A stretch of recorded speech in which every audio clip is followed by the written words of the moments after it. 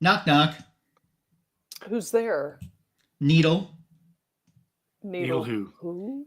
If you need a little help in Gotham, just call Batman.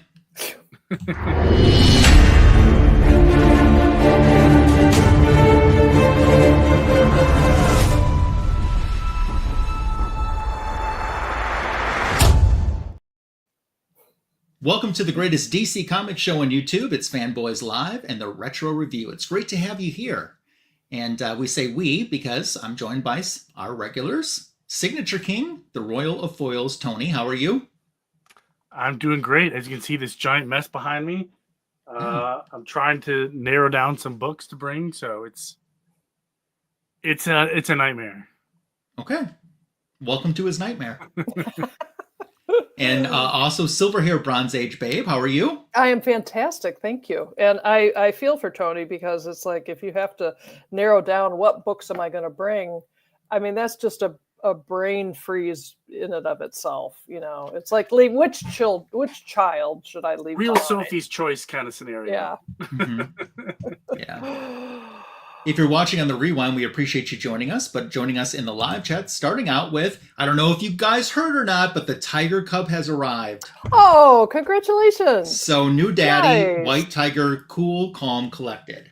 I noticed it didn't have a tail, so I was sold on a cub, and there was no cub. And there's no tail. So I want my money back.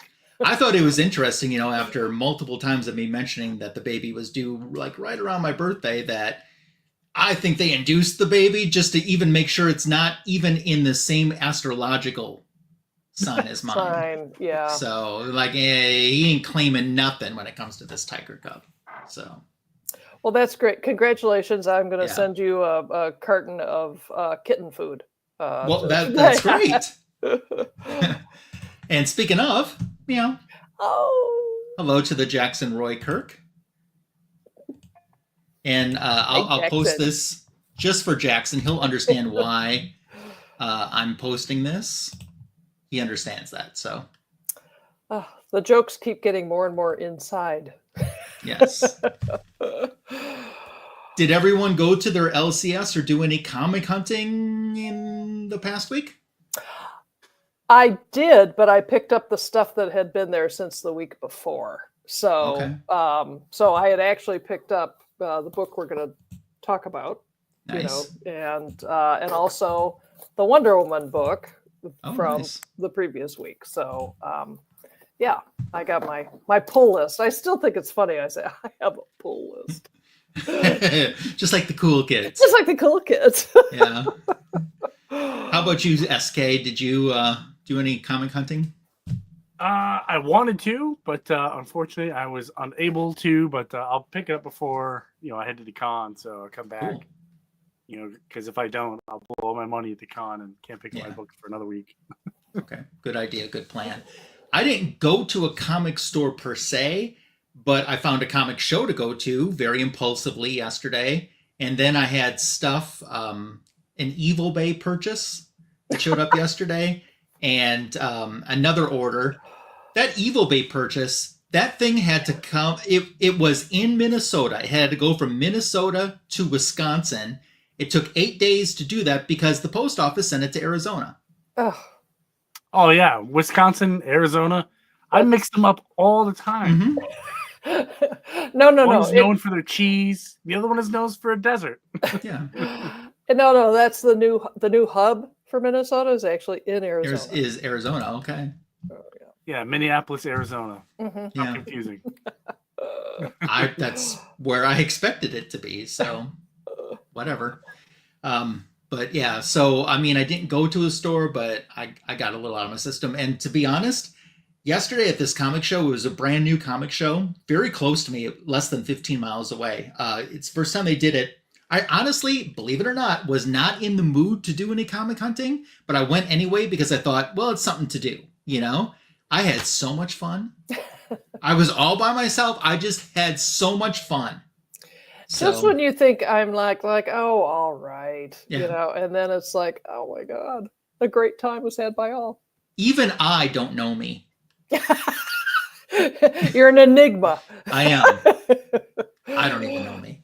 So Well, Well, sometimes you go to the con by yourself or the show. You know, you have that's all you really need is just I put my AirPods in. I'm just looking through the books. You know what I mean? Mhm. No one's bothering me. And don't get me wrong, I love my kids. I love taking them to conventions, but it's kind of nice. I don't have to like look through a couple of books. Okay, no Mhm. one's kidnapped my children, or they didn't steal something, or Mhm. they're not touching stuff. You know what I mean? Yeah. So flying solo through that stuff can be useful, and you can stay low, serpentine, you know what I mean, and get in and out quickly or leisurely. I've Yeah. seen people at cons like bring their own little tiny like pop-up stool, like a real small thing, and they set it down, and they're looking through like the boxes underneath like tables. That's I'm like, actually a that's great idea. dedicated. That Yeah, is that's dedicated. super smart. It is. I can yeah. see me doing that. Mhm. Yeah, it's just like a stool that's maybe like 2 Mhm. feet tall. I mean, it's really, really tiny, very compact. This one guy had one where it collapses like flat, and you could stick it in your coat pocket. My problem is it probably collapsed when I'm sitting on it. Well, I was talking with some friends the other day, and somebody said, "Oh yeah, I knelt down to do, or I kind of squatted down to like take a picture of something," and then she's like, "I couldn't get back up," and so that would be my problem on those cons. I would just like, Yeah. And if you don't have slow fade. if you don't have that little button to press, Right. I've fallen Some and of I these can't I cons- can't get up. Yeah. Some of these cons, I guarantee you, they would just walk right over you, not even. Yeah, no Offering one any would. kind of I help. Yep. yeah. I listen. I would probably walk over somebody too if I had a goal in mind. Collecting comics is fun, says Bobby Delegato, who's joining us. Hi, Bobby. I want to know how many $2 books Jackson, snagged. So, like when he goes out, do you guys think he spends just a barrel of money? Does he come home with a wagon full of stuff, or is he judicious? I think he comes home with a wagon full of stuff, but doesn't spend a barrel of money, Okay. which is possible depending on where you go. Yeah. So, Sundays are like my big day for like conventions. 13. That's pretty good. That's a fun outing. That's afternoon, evenings worth of reading. So that's good. Taylor Swift's favorite number.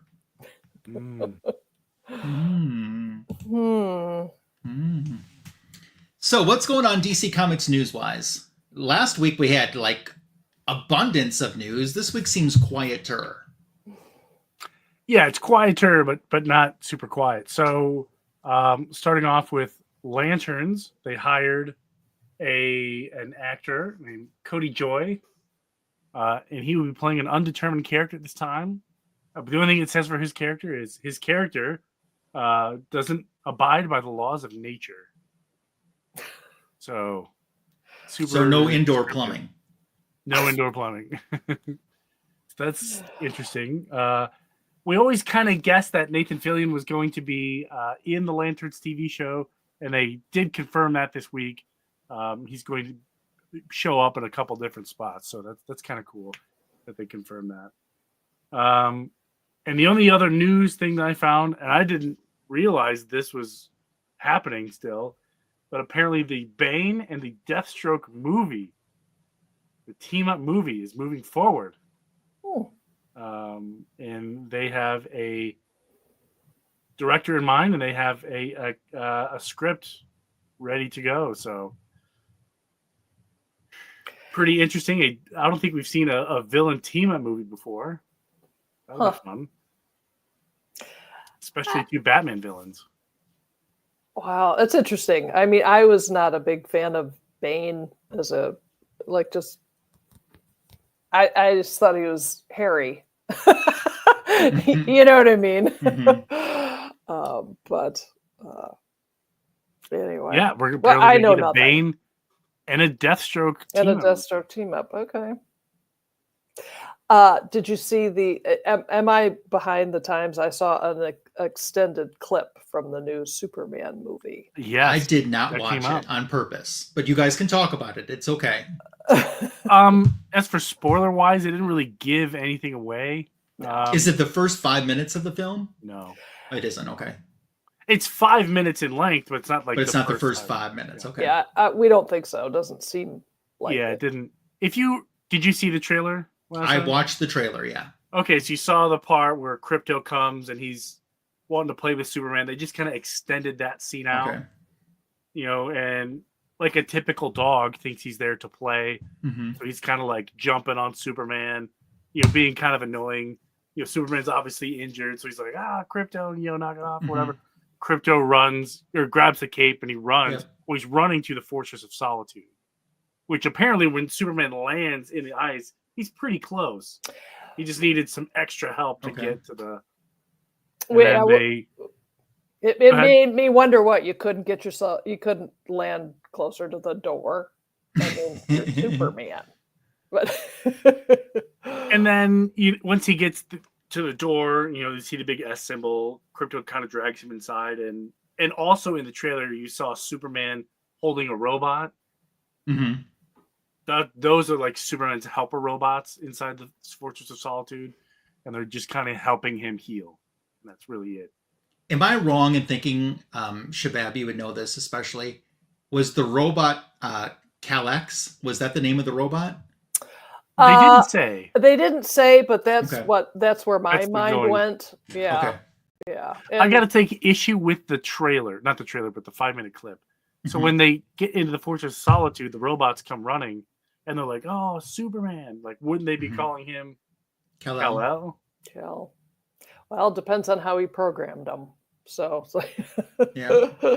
I got a kick out of it because the Superman robots, back in the silver, he kind of disappeared in the Bronze Age, but the Silver Age comics, it's like they look just like him.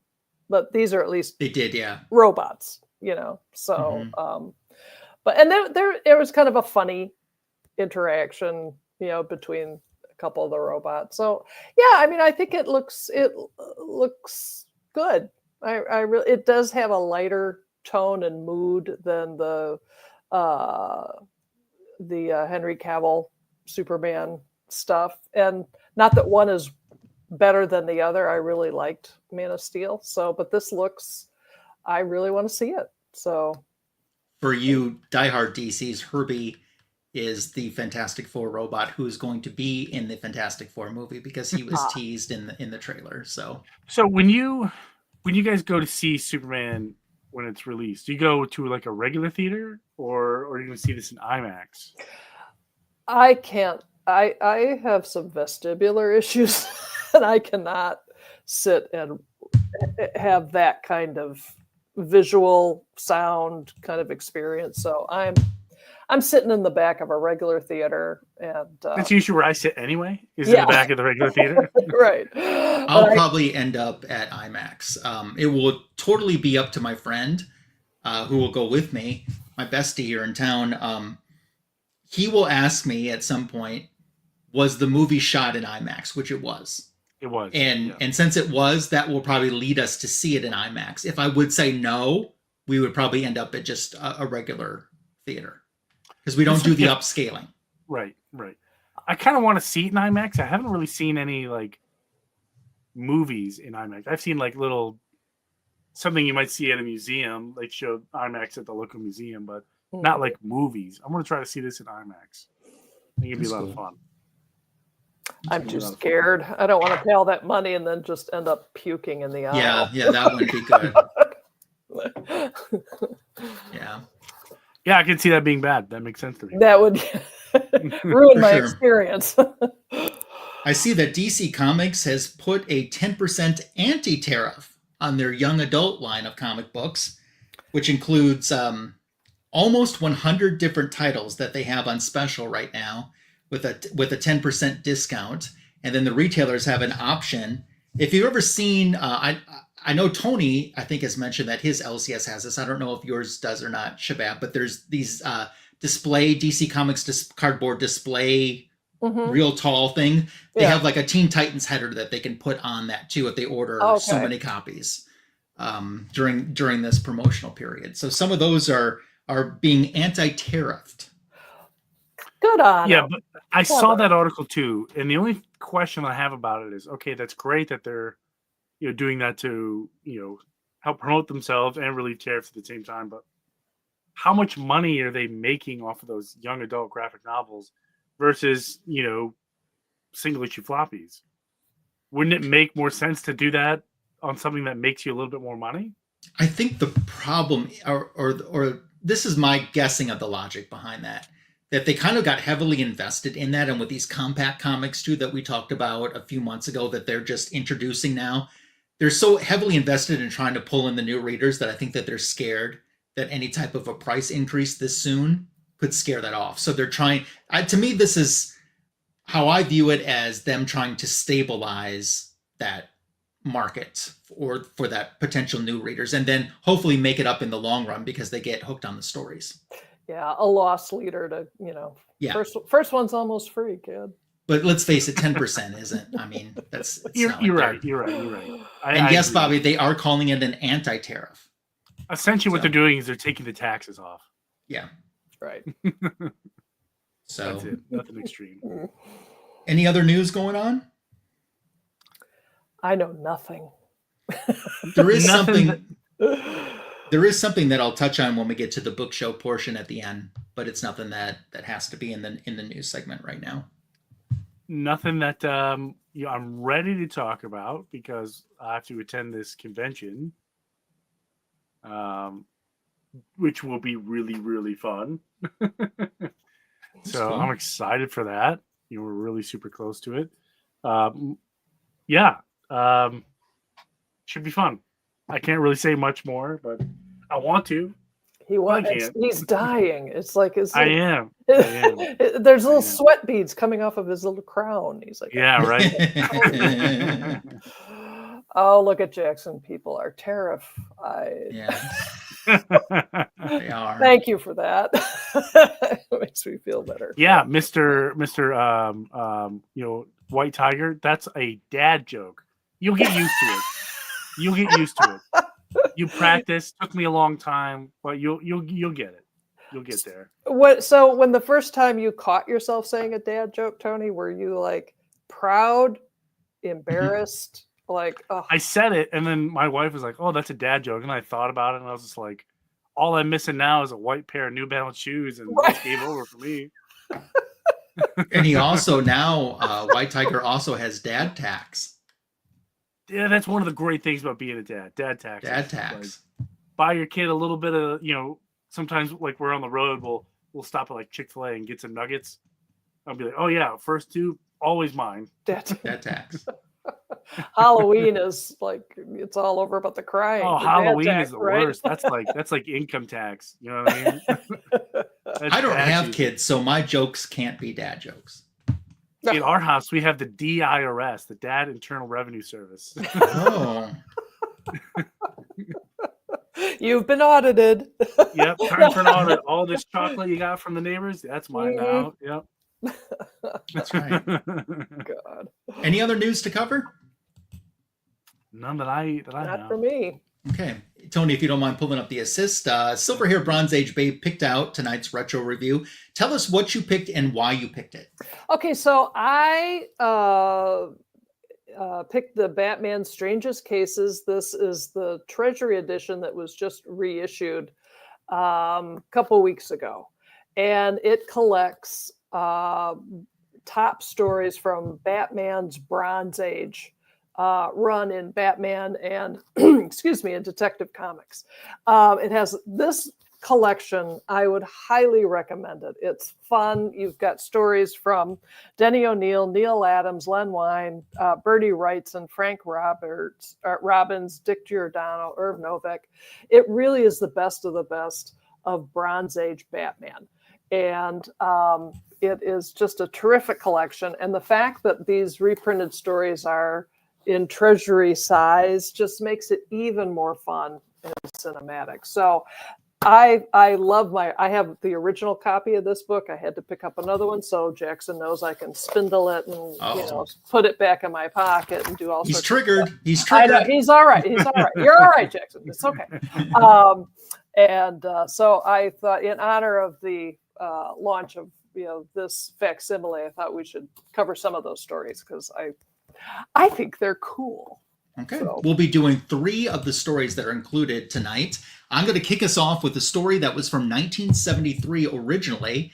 It's called The Batman Nobody Knows, and it was originally published in Batman issue number 250, as I said, 1973. So I'll get us started. We are deep in the woods far from Gotham, where three ghetto-hardened kids are guests of millionaire Bruce Wayne's. It's their first time ever out in a setting like this, away from the smog-free air, or they're in smog-free air, they're away from the smog, their first sight of the great outdoors. And there's even an owl in the distance. Ooh, ooh, ooh. What was that, they say. And they're like, you're just a dummy for not knowing. And one of the other boys says, hey, the only birds that Ronnie's ever known were jailbirds and maybe snowbirds. And they look up in the sky and they see a bat flying across. And they're like, hey, it's a bat. And they're like, that isn't no bat. That is the Batman himself in person. And they're like, Bruce is like, are you sure, Mickey? Way out here so far from Gotham? He's like, well, for sure. Batman is everywhere and nowhere because he's not even human. And they're like, well, why would you say that? So he gives his interpretation of what Batman is. He says, if you ever saw him, he's so big he covers all of Gotham like a king-size blanket. He's got X-ray eyes that can see through walls. Nobody can escape from him.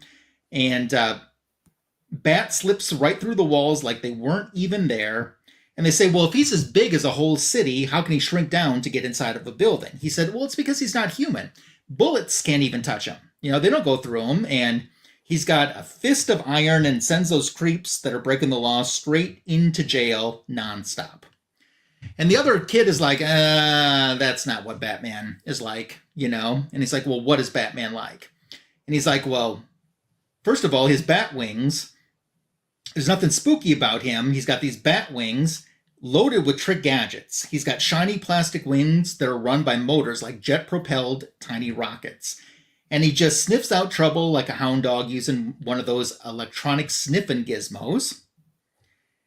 And he says, they say, so you see, the Batman is a super mod crime fighter. And they say, not super, or Bruce Wayne says, so he's a super mod crime fighter. He says, not super. He's one down-to-earth, hip dude, one-man army. The Batman is Muhammad Ali, Jim Brown, Shaft, and Superfly all rolled into one. And they're like, wow, you kind of make Batman out to sound like he's a brother. And he's like, well, what else could he be? So the other boy says, well, according to me, and I heard this from the horse's mouth, I heard it from Willie the horse himself, the con who was once sent up the river by the Batman. So apparently Willie hangs around their block and feeds the kids the inside info to keep them straight. And Bruce is like, okay, now they'll get a true picture of me. You know, Willie the horse should know because I collared him. So the way Willie tells it, he was jumping from roof to roof one night looking for easy entry. And all of a sudden, this huge shadow is cast. And he turns around, and there's the Batman 10 feet tall with big bat ears. So he could hear a pin drop miles away. That's how he spotted Willie, even though Willie was wearing Hush sneakers.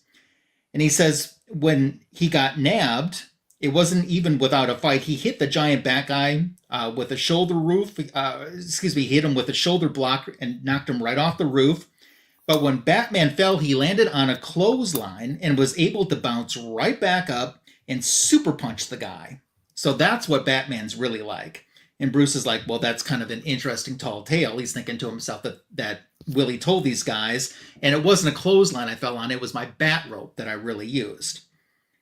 So they say, you know what? Let's just ask Mr. Wayne what Batman's really like, you know?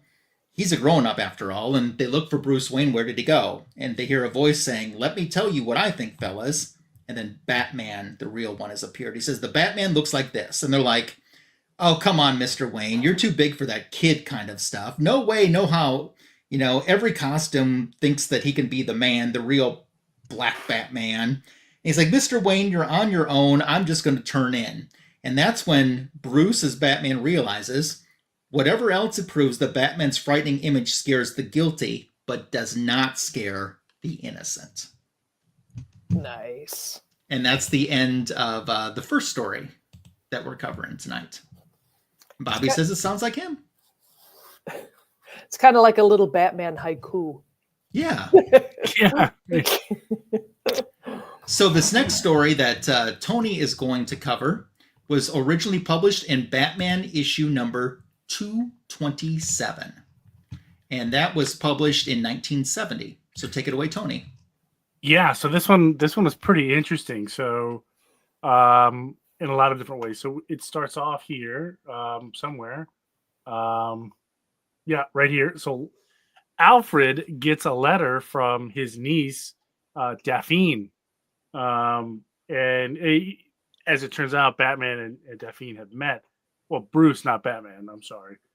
And Bruce is like, "Hey, Alfred, what you're pretty glued to that letter. What's it about?" And he said, "I got this letter from my niece, Daphne, and it turns out that she's very much in danger, and I don't know what to do." So, Bruce was like, let me see what I can do. So he learns about where this Daphne is being held, and he confronts these two bad guys who decide, hey, this is Batman. Let me go ahead and stop him, and whatever. So it's funny because they wait for Batman to turn his back on them, and then they attack. But in typical Batman form, now he's able to make do of these bad guys pretty quickly.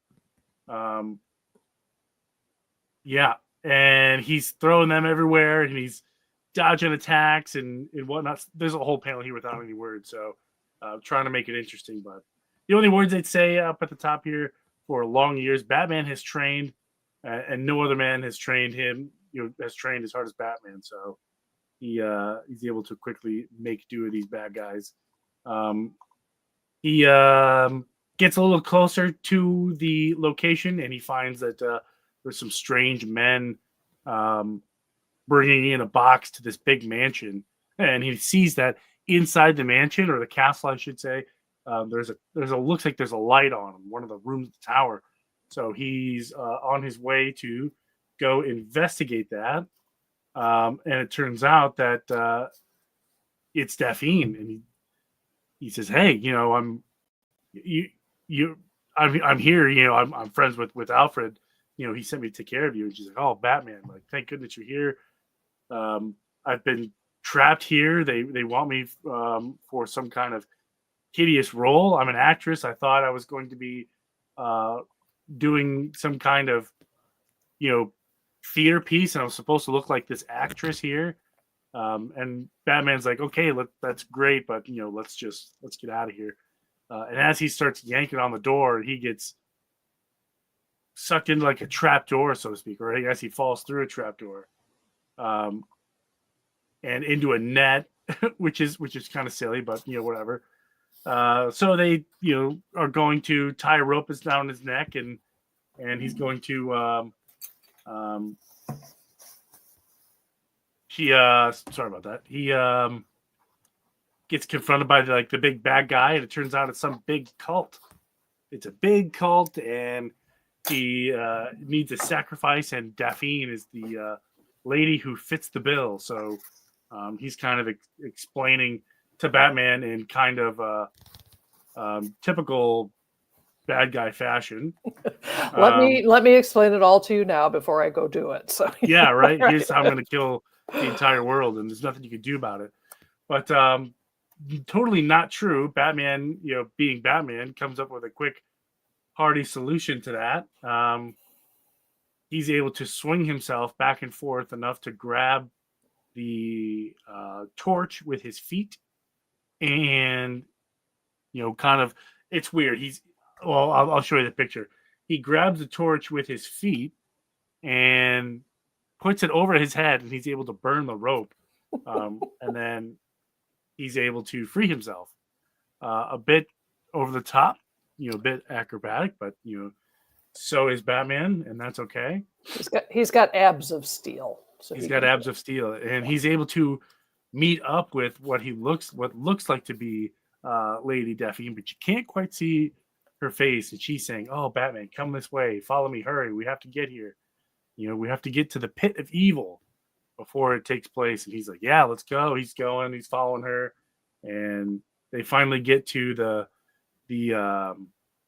place where they're having some kind of ritual, and yeah, it turns out Lady Daphne is on the podium. They're gonna kill her. They're gonna sacrifice her, and turns out that clearly wasn't Daphne, and she kind of just led him astray. And right as the bad guy is ready to kill Daphne, he is intervened by Batman, and which I thought was really funny. He grabs the pitchfork out of his hand, and Batman says, "Put that pitchfork down," and then proceeds to pick up the bad guy and throw him into the crowd, which is pretty funny. I don't know why I thought that was so entertaining. But just pro wrestler style. Just chuck him right into the crowd. Yeah, no, didn't really hesitate. He, he's able to free Lady Daphne, and she just, this is the part I don't understand, runs off into the woods. And she says, "Hey, thanks for helping me, Batman. I'm free now. Thanks." Literally runs off into the wood, and that's it. Like, that's the end. Just runs off into the woods in the middle of the night. And that was it. Okay. Yeah. She calls a cab, and that's calls an Uber from the edge of the forest. Really funny. All right.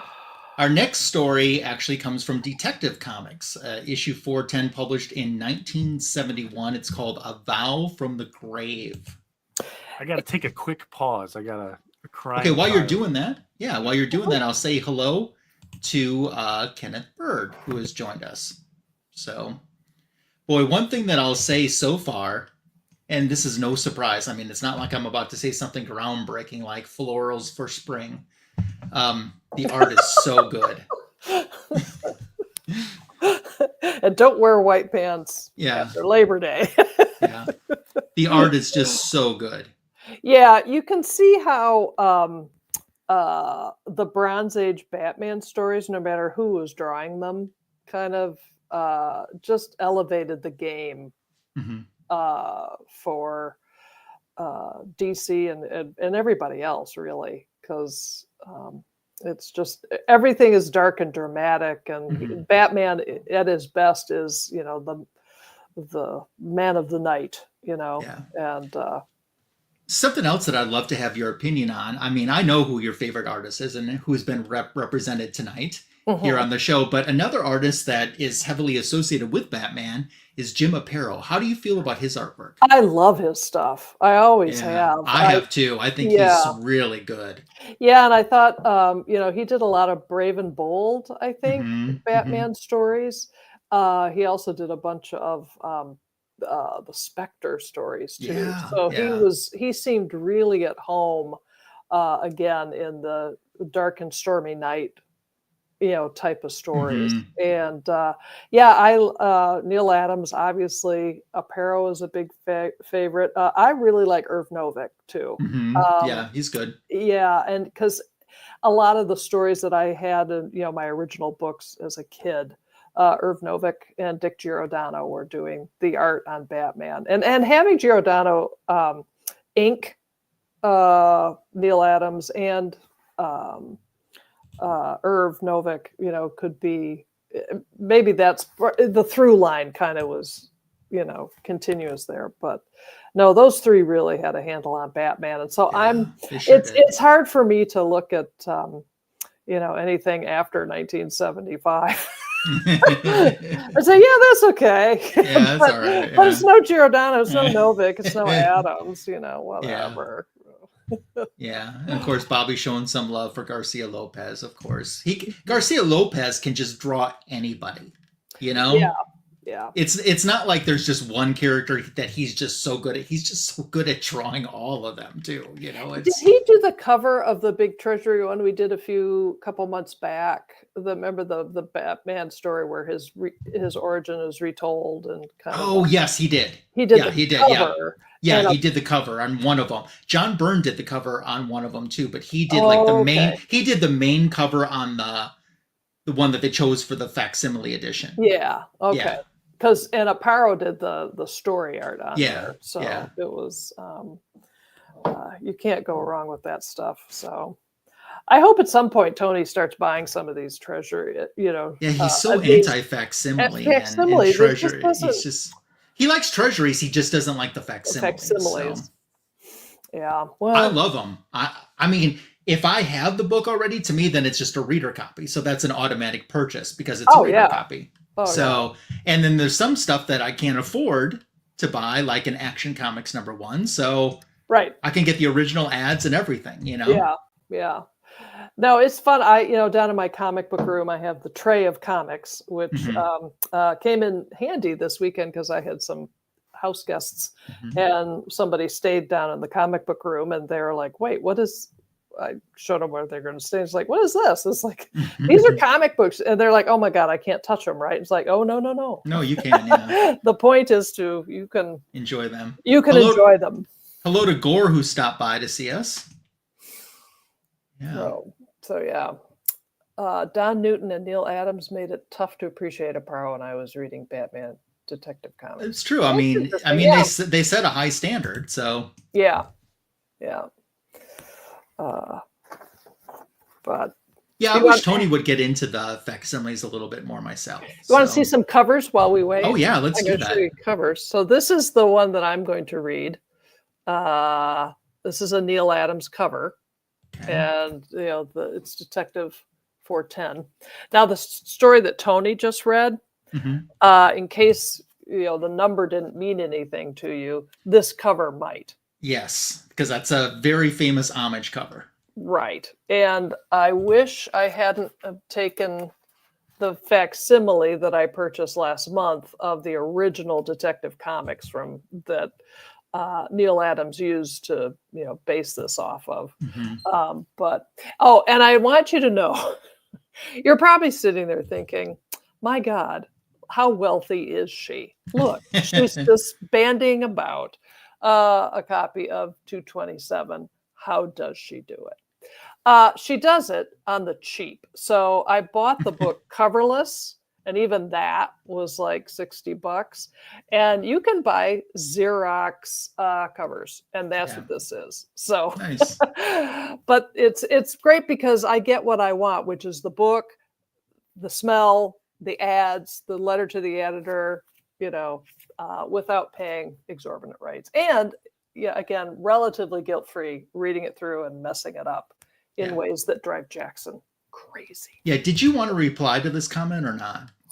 I bet the guest is too customer care. Well, you're probably right. I didn't know if we were going to reply to that comment or if we were just going to put him in timeout. Yeah, no, not Jackson. Okay. I deserve it from him. I really do. Okay, are we ready to go with? I'm just waiting for the assist to come back up. Oh, right. You guys want to? Oh, Bobby's got a low grade, so cool. Better than no grade. Better than no grade. All right, take it away. Okay, so we start with a very dramatic splash page where we catch up with Batman kind of mid-story. And he is chasing an escaped prisoner named Kano Wiggins. And Batman is about to subdue this escaped murderer. And we get next page, one more page. We get this really nifty, that's just fight stuff. Art fills fast. And there we go. That's the page I wanted. Batman is about to, subdue him when we get this brilliant Neal Adams panel of a huge fist clobbering the back of Batman's head. And which is just such a Neal Adams thing to do. And then when his head clears, he comes face to face with this giant who hit him. And the giant and Batman then start to fight, and Batman puts him in this really awkward and weird judo hold to make him pass out, which works. And once the giant is passed out, Batman looks up and he meets three other people, all formerly part of a circus sideshow. And he finds out that the big guy is aptly named Goliath. There's a super skinny guy named Charlie Bones. And there's a plus-size woman, shall we say. Her name is Maud. But then the best part is there's a half boy, half seal. Yes, you heard that right. Half boy, half seal. And his name is, wait for it, Flippy. And they have been living in a nearby building since their circus folded. So they explain all that to Batman, and Batman is still basically, well, that's interesting, good for you, but I still have to catch this killer, so I'm going to zip off into the rainy, dark night. Well, it turns out it says after an hour of tracking, meaning he's accomplished nothing, he ends up at the building where the Carneys now live. He hears a scream. He comes inside to find Charlie Bones swinging from a noose in the building. Goliath is trying to comfort Maud, who's really not having it because she really loved Charlie Bones. Batman sprints off to find the killer, who he assumes is Kano Wiggins. And he thinks, I'm going to kill two birds with one stone here. I will have this all solved lickety split. Well, Batman realizes that the rope that was used to hang the guy was cut from the bell tower on top of the building that they're in. And he asks Flippy, did you see anything? Anything at all, kid? But Flippy can't speak. So instead, he makes a drawing on the floor, which... you kind of on the next page, you kind of can't tell at that stage what he's trying to communicate. But it doesn't matter because just then everything is interrupted by the sound of a truck engine. And the Carneys explain that it's their truck, but the engine won't work properly. So they're not really going, it's not going anywhere. So Batman heads into the back of the truck. And then on the next page, we get another nifty Neal Adams set of 3 panels where he punches Wiggins through the front windshield, which I just thought was a lot of fun. Batman's thought bubbles throughout this reveal. He now knows who the real killer of Charlie Bones is. And we get one of those fun editor notes at the bottom of the panel, which tell us sometime within the past 10 minutes, the Batman made an important observation. 2, in fact. Have you? So little 10-year-old brains are working mightily as the story continues. Batman tells Maud that Goliath is Charlie Bones' killer because he's the only one tall enough to cut the bell tower rope where he did. But then they realize that Goliath has taken Flippy to the top of the building. Batman races up there, and Goliath gives Batman an ultimatum. Okay, Batman, kill yourself by jumping off the roof, or I drop Flippy. Batman says, hey, listen, you're going to kill that kid no matter what. But Goliath tries to taunt Batman by saying that, look, Batman, you're either a crook or a saint. Which is it? Choose, buddy. So Batman says he can't let the baby seal die. So he jumps off the roof. But before he does, he vows to make Goliath pay for his crimes, even if it is a vow from the grave, hence the title. Goliath has a really sweet heart-to-heart with Flippy, confessing his love for Maud, which is why he had to kill Charlie Bones. And then as he drops the kid from the roof, he kindly says that he hope it don't hurt. To absolutely no one's surprise, Batman was hanging around with a rope that he had tossed over before and catches the kid. Goliath goes into the building to claim his lady love, who tells him she just isn't that into him. Batman enters, and his dramatic speech about returning to the grave is interrupted by a swift kick to the gut by the hog-tied Kano Wiggins. If it gives Goliath enough time to get Batman in another stranglehold, which is only broken up by Maud, who takes a huge bite out of Goliath's arm. which I just thought like she's gnawing on a chicken wing or something. Batman knocks Goliath out, receives the grateful thanks of Maude, and reveals that Flippy's earlier drawing was of a dumbbell, which helped point him to Goliath as the killer. And Kano Wiggins calls Maude and Flippy freaks, to which Batman does some Batman-splaining here. And when he says, listen, courage and love come in strange shapes, but you wouldn't understand that, Kano. You just wouldn't understand. And thus it ends. Truly, this has been a night of the damned, but also a night of courage and love. And there it is. There's a vow from the grave. Wow. Yeah, wow. So 3 things that I'll mention that are kind of all related to this story, and then we can freely discuss all of the stories that we retro reviewed tonight.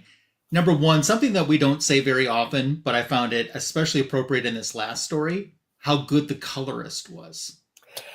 You know, I'm actually looking at the original book, Mm-hmm. and there's some changes that they made. Oh, really? To the facsimile. Really? Yeah, it's interesting. It's nothing too terrible, but So the facsimile was kind of amped up a little bit? Yeah. Okay.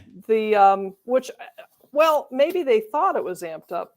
The scene where early on where Batman gets punched in the head, in the back. The original, it's done in Yeah. red, Oh, yeah. Yeah. which I thought was really cool because I was rereading this version Sure. this afternoon, and but in the big one, I know, isn't this terrible? Should have been. It's not that color. Where did I see it? Oh, I'm wrong. It is in this. Okay. But the one that Tony was showing. The one that we showed wasn't. Wasn't. Okay. So, in any event. Yeah, I think the one that we're showing was the original limited collector's edition for 1978.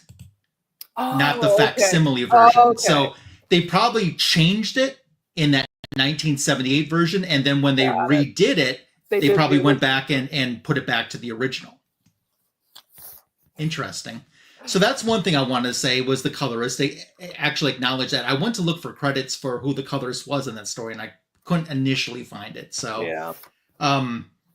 Number 2, Batman does a lot of actual detective work in that story. He's the world's greatest detective, and you don't actually see that as much as you think you would. You know, I had scribbled that note down too. You know, Okay. because I was like, you know, he's such a Professor Gadget these days, you know, in his books, and everything blows up, and you know, it's all about his toys. And no, he used to be a detective. Mm-hmm. So he's detecting things. Yeah. And then the final thing that I specifically wanted to mention about that story, Lady Godiva was a freedom rider. She didn't care if the whole world looked. Joan of Arc with the Lord to guide her. She was a sister who really cooked. Isadora was the first bra burner. Ain't you glad she showed up? And when the country was falling apart, Betsy Ross got it all sewed up. And then there's Maude. That was a long way to go, but I enjoyed it. Thank you. All right. And there's Jackson saying I could make some comments about why Maude loved Charlie Bone, but it's a PG stream. Yeah, thank you. And I don't know. We talk about stirring the spaghetti sauce on this channel. And giant-sized man things. Listen, nothing is off the table for us here. When you're a giant-sized man thing, it don't matter if you belong to another company. You get acknowledged. Right. Exactly. Yeah. So, Tony, what are your thoughts about any of the stories that we talked about tonight? Oh, he's muted. You're muted. Sorry. No, you're not. Yeah, they were definitely strange cases from Batman. I will give you that. So I don't think I really read any of these before, so it was kind of interesting and unique. But I agree, it's weird to see Batman back then versus now. Like what you were saying, he's basically a gadget freak. He's basically Bill Gates in a Batman suit. But yeah, I think only gadget that I really saw, especially in your story, Shebab, was his bat rope. Yeah. That was really it. I didn't see Mhm. anything else. Or even in mine, I didn't think there was any gadget. So, Nope. but if this were be written today, he'd have some kind of secret drill hidden, in his glove, and all he's got to do is twist his wrist a certain way, and it's cutting through the rope or whatever. I don't know. Yeah, he wouldn't have to do that whole. Let me grab the thing.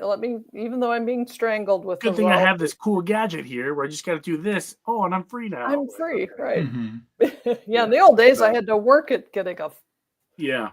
Yeah. These were good. 8 out of 10 altogether for all three. Yeah, I'll go 8 out of 10. Oh, I'll go 8.5 out of 10. And Shebab, thoughts, comments, and grades. Scores? Listen, grades. I'm 10 out of 10 on all of them because Awesome. I'm a sucker for this. I agree with you that when Batman is a detective is when I'm in my happy spot. I think all of the art and all the stories is great. Now I'm particular to the Neal Adams art because it's so energetic. The Denny O'Neil stories, I think all three of those were written by him. The moral of the story is, he usually had one and it was fine, and worthwhile. And in my story, seriously, the fact why I love this so much, the fact that no one is really flipped out by Flippy. Like, it's just accepted, accepted that there's no big deal. No, there's a half boy, half seal, and who can't speak. So, I mean, how can you not love the Bronze Age? Because I like how they called him Flippy, and Batman's just like, yep, that's his name now. That's his name. We call him Flippy, and he even called him a baby seal once. I got a baby seal. So far tonight, Shebab has been a seal and an owl. An owl. Who's Metamorpho? Tell you, man, I love learning animal sounds as a child. Right on the money. I had the broken speak and say because when I pulled the string, it said the cow says quack quack quack quack quack. Well, apparently my mom had to get me one of those see and says because I was not understanding animal sounds. Like, what does the donkey do? Arf, arf, arf. I just was like getting them all wrong. So.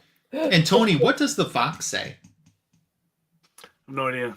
Oh, I think he says hati hati hati ho. Yeah, some fun stuff reading tonight. I haven't gotten this. I don't own this original Treasury, and I haven't gotten the facsimile yet, but it is on my list to get sometime. It's a great collection. Yeah, it is. Really is. And so if anyone wants to dive into the best of Bronze Age Batman stuff and have this really cool book, and look, here's what I'm going to do. Oh my gosh! Someone's triggered. This is really it's worth the $15 to get this. And and the fun part is there's it includes a little write-up about Batman and in the Bronze Age and stuff. So nice. It's great. It's really good. How are the other two stories that we didn't cover tonight that are included on there? Oh, they're fantastic. One is Swamp Thing. That issue of Swamp Thing when Batman made an appearance. And the other one is from I'm pretty sure it's from House of Mystery. Because you've got Kane from the House of Mystery stories. So it's terrific. And it's got Neal Adams art, Denny O'Neil's story, and it's great. Batman goes on vacation. That's all I'm saying. Okay. Awesome. So it's worth it. Yep. Awesome. Great. We're at the point now where we do our book show and talk about what's going on our channels. There's a Luxinda Swirl Tumblr, right? Yeah, you got it. Yeah. I know what's going on. This is an original. My friend Luxinda Swirl makes tumblers to order, and I had asked for a Batman one, and this is what showed up in the mail one day. So love it. I do. It's fantastic. Yeah. So, yay. That's awesome. And once you get done sipping, we'll let you go first, Silver Hair Bronze Age Babe, to talk about your channel and any book show that you have for tonight. Poor Jackson, look, he's throwing up. I know, I saw that. Okay, I'm not going to mangle anything here, Jackson, so you're okay.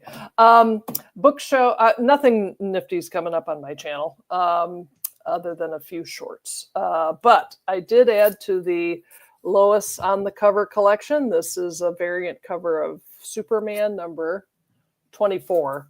Looks like it's David Nakayama.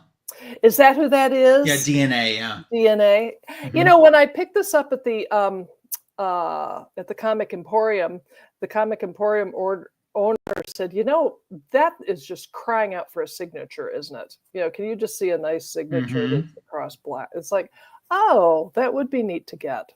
So maybe someone who knows something about signatures might be able to, you know, guide me at some point on. Yeah. If only we knew. If only I knew someone like that, but I don't know. Okay, and the other thing is I just read on the internet 2 days ago that it's not a DC title, but it's one I talked incessantly about for 2 years, Love Everlasting. And it's written by Tom King. The art is by Elsa Chartier. And it was a 15-book series divided into 3 sections. And it was a riff on romance comics of the 70s. And basically the main character, this is Joan Peterson, and this is the trade of the first set of stories. And hello, my name is Joan Peterson, and I probably love you. She keeps waking up. She wakes up in a different romance story every single issue, and what that does to the poor woman's brain. Okay, so the thing is, this is being turned into a film. Yeah. And the guy who directed the movie Room that won Brie Larson an Oscar is going to direct it. Woman who co-wrote, I think, the what's that that series of it's action funny Brit comedy thing that the name escapes me, but they're good movies. So she's going to be co-writing it. And what I heard and what I read and what I saw is that copies of the original books, a couple of them are getting expensive. So I believe that. The fact that I collected every single one of the books and every single one of the variant covers makes me just so happy. And I have to show one of these variant covers because Tony is the one who got me interested in getting signed books. And so I was able to get Elsa Chartier's signature on one of these. This is one of these covers. This is one of the covers from the first run. And it's a cover I just love. And the story in it is really good too. So that's cool. Now, the other thing is, I'm going to pat myself on the back because boy, am I so wise. This is another variant from the first run, and it's a 1 in 100 variant. Yeah. When I got this, I bid 99 cents for this. Oh my gosh. For this book and another one in, just a normal, cover of one of the runs, and I won. So wow. with shipping, I probably paid $1.50 for this book. Wow. When I got it, I wrote down on the back, paid $1, and I said, and this is in 2023. Some same book sold on eBay for $30. Well, I just checked tonight before we started the show, and this same book sold on eBay for $75. Wow. So, and I think this is going to be the one to collect because the cowboy there, the cowboy is a very important character in the entire thing. So it'll be interesting to see who they cast as Joan Peterson and who they cast as the cowboy. But I'm just beyond thrilled that this is going to have life beyond, the comics and the collected version of it, because it's a series I really think very highly of. So that's cool. Yeah. Very nice. Aren't I smart? Aren't I? I'm rich too. You are. Very, very wealthy. Yeah. Mr. SK, what is going on the channel and book show? Yeah, you know what? With that money that you have now, you can almost buy a carton of eggs. I know. That'd be so exciting. Omelets would be the food of rich people. I was going to say, yeah. Coming up on the channel, got a lot of shorts. Coming up with, I'm going on a journey here very, very soon. And I'm going to be doing a bunch of stuff with that. I don't know what's coming out of it exactly, but just stuff. So stand by. Yeah, right. Thank you, Jackson. Yes, I am. And my CBCS orders moving right along. So. Oh, I've been hearing that for weeks. Oh my God, I know. Come on. No, Send it to music. Send it to music. I got the email. Normally they give you the email updates. Well, I haven't gotten anything other than received back in December. And here it is, April. It went from verification, and like 2 hours later, grading. So I'm like, wow. All that. I think maybe what happened, someone just forgot to scan my stuff. And they noticed it, and it's kind of towards the end, like, oh, yeah, beep, beep. Yeah, look at that. That guy's happy now. So that's a lot of fun. But I will show, for a book show, one book that I am looking forward to getting signed. I'll show you a couple of books I'm getting ready to get signed. I'll show you two here. First one is this really interesting Peacemaker. Oh, yeah. And not only is it foily, but it's like his helmet's like 3D-ish. Oh, neat. So it's like embossed, I think that's what they call it.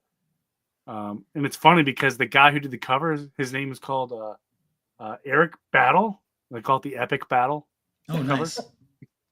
Last but not least, for of course, if I'm going to a show, I got to get some Shazam books signed. So I'm getting that's a good one. New Task Force, signed by Caitlin Yarsky. So that's a lot of fun. But yeah, that's really it.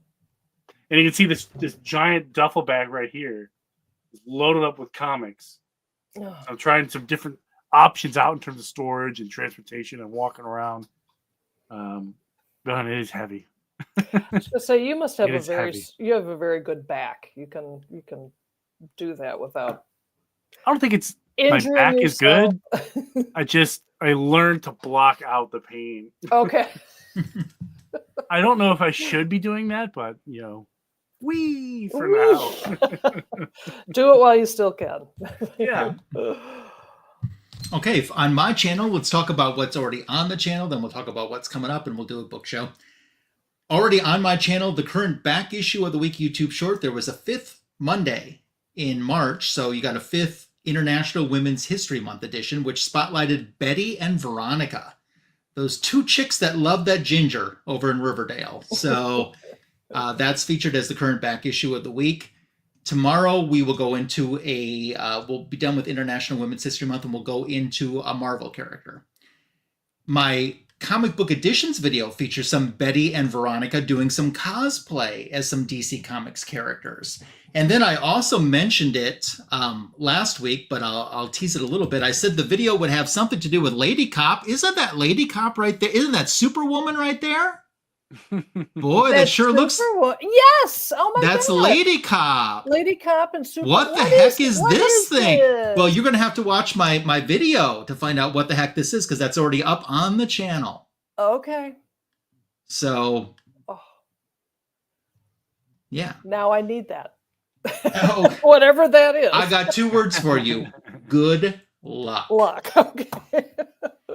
So that's what's on the channel. What's also coming known up as No Way. Dream on.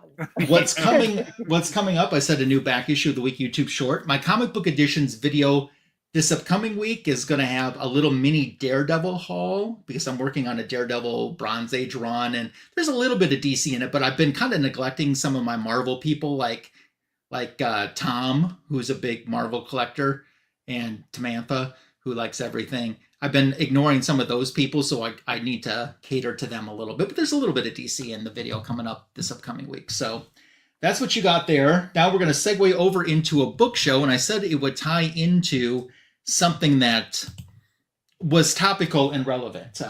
Val Kilmer passed away this week, right. and he was one of our Batman. Yeah. So I thought, for my book show isn't a book, but it's my Val Kilmer autograph. Oh, how wow. wonderful. So how about that? Oh, that's fantastic. Oh, great. And I thought, even though you can't just have Batman, you have to have Robin to go with him. So there's Chris O'Donnell Nice. from the movie. Where'd you get those? Those are pretty wild. Oh, I've had these for quite some time. So I thought these would be good book shows tonight. I haven't spent devoted hardly any attention to my autograph collection. And that's something I need to get archived and share a little bit more. I wish you would. I would. Yeah, it's a plan. It's definitely a future plan to do. I'd love to see what you've got. And I'd love for you to. You can have it. So We'd love for you to share a cover or any type of book show item with us on Instagram. Just use the hashtag Fanboys Live and the Retro Review. And subscribe to all of our panel. There's links in the description for this video to subscribe and support everyone that's showing up in the live chat as well. So a programming note, Signature King has a conflict next week. Magic Lasso has a conflict next week. So there's no show next week. And the week after that is Happy Easter Bunny. So no show then. So we're doing a 2-week spring hiatus after tonight, but we will be back on the 27th of April. So, oh my God, the interminable. It's how are we going to survive without the greatest DC comic show on YouTube? First I was afraid. I was a petrified forest. You asked. I did it. I just laid it right up there for him. Yeah. So that's what's coming up. Anything else you guys want to mention before we wrap up tonight's show? Comics are great. Keep reading them. Keep buying them. And particularly nowadays, it's like, find the $2 bins like Jackson did, because wait till you see what I did yesterday. I found a $1 bin, and I was quite happy with that $1 bin that I found. Interesting. Quite happy. Okay. I'm excited to see. So there we go. This has been the greatest DC comic show on YouTube, Fanboys Live and the Retro Review. Thank you to everyone who was in the live chat. If you watched it on the rewind, we certainly acknowledge you and appreciate you. Gone for 2 weeks, back on April 27th. Join us then. And until then, be happy, healthy, and safe, and take care. Good night, everyone. Hi all.